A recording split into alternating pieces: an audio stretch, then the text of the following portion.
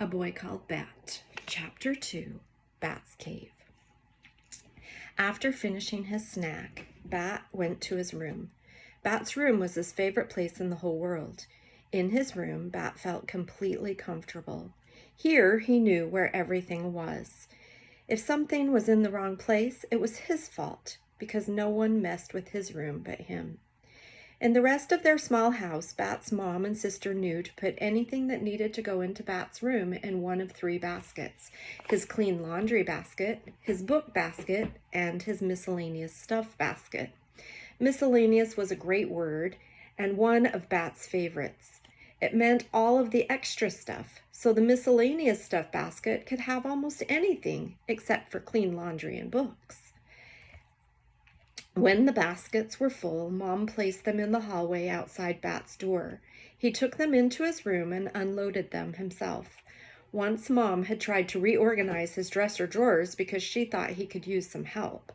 After, when he was so upset he couldn't even speak, she said, "I'm sorry, Bat, but your drawers were just a mess. Your hats mixed in with pants and sweaters. I don't know how you can find anything."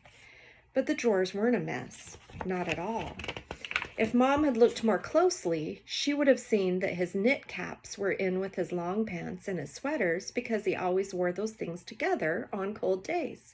Shorts and t-shirts were in another drawer because he wore those things together on warm days. "But what about this drawer?" Mom had asked, pulling open the bottom right drawer, which held a pair of pants, a wool sweater, and 2 t-shirts.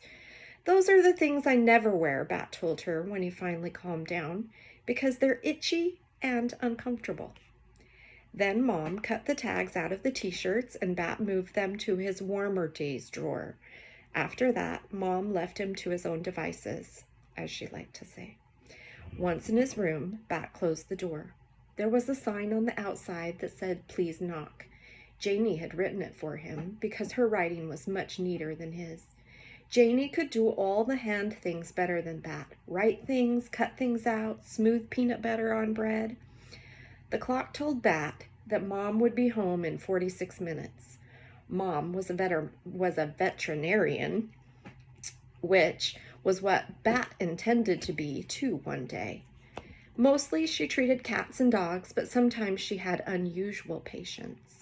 Once she had taken a BB pellet out of a wing of a hawk. The pellet had broken one of the bones and Mom had done surgery to mend it. She had brought home x-rays to show Bat. "Why would anyone shoot a hawk?" Bat had asked. "Do they think they were going to eat it?" "No," said Mom. "Sometimes people do stupid things."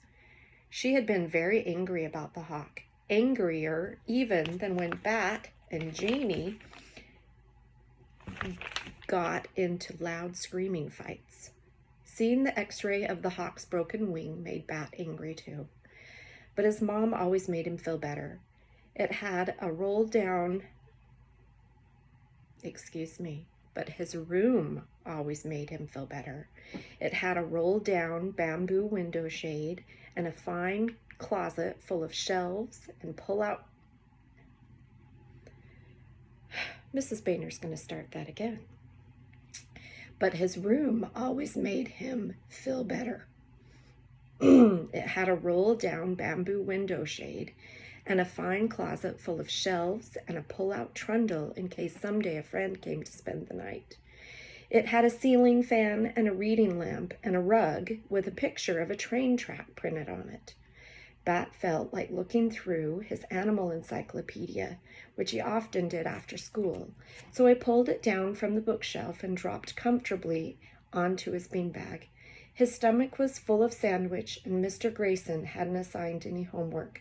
For this moment at least, Bat felt perfectly content.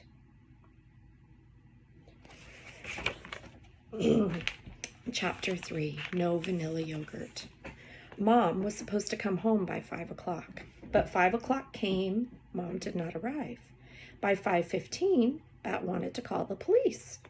"That's what we're supposed to do in case of an emergency," he said to Janie. She was watching TV. "This isn't an emergency, Bat."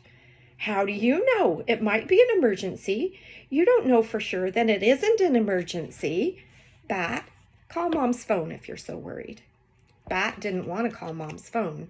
What if she was driving and she answered when he called and then she crashed the car? I don't want to cause an emergency, he said.